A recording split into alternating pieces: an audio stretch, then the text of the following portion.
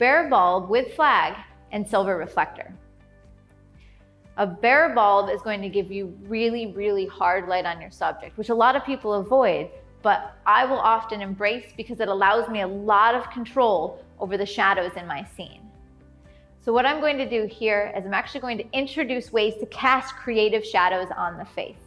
As you can see, I have a bare bulb to the left-hand side of the frame. It's giving me really crisp Rembrandt light on her face. So let's take a shot of that. And so the shot is hard light. It's not terrible, but it's not particularly interesting. So my solution is to introduce a flag, and the flag is going to cast a shadow on the subject's face. Remember, since it's hard light, the transition between shadow and highlight's more abrupt, so the shadow on the face is going to be quite abrupt.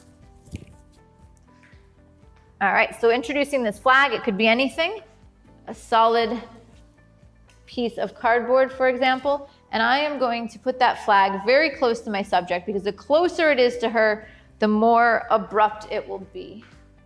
All right, so let me give this a test. All right. All right, so now I'm getting what I want. If you look, I have that dramatic Rembrandt light on her face and then a dramatic shadow cast by the flag.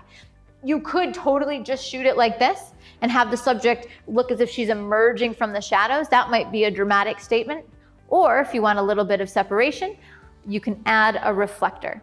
So this allows you to have a one light setup, but it gives the illusion of multiple light sources in the scene. So I'm going to grab my silver reflector on a stand so I don't have to hold it. And I'm going to put it at a back angle so it catches some of that light and gives her a nice rim light on her jaw.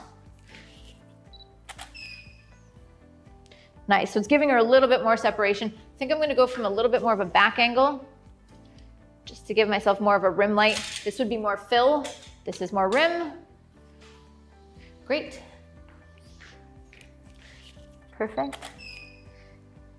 Perfect. So now I've got the separation I'm looking for.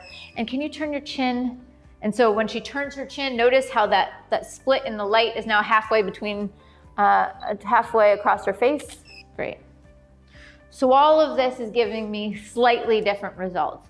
All right, so I'm gonna actually have you rotate your body to your left, because what's happening is I'll get the rim light that comes across her neck and across her shoulders. Before, it was just hitting the back of her shoulders. So get a little bit more separation, beautiful. Lean forward just a bit, great. And that puts more light in her eyes, and eyes up to the light.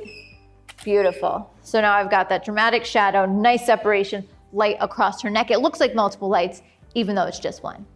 Overall, I have one light, a bare bulb, creating Rembrandt light on the face.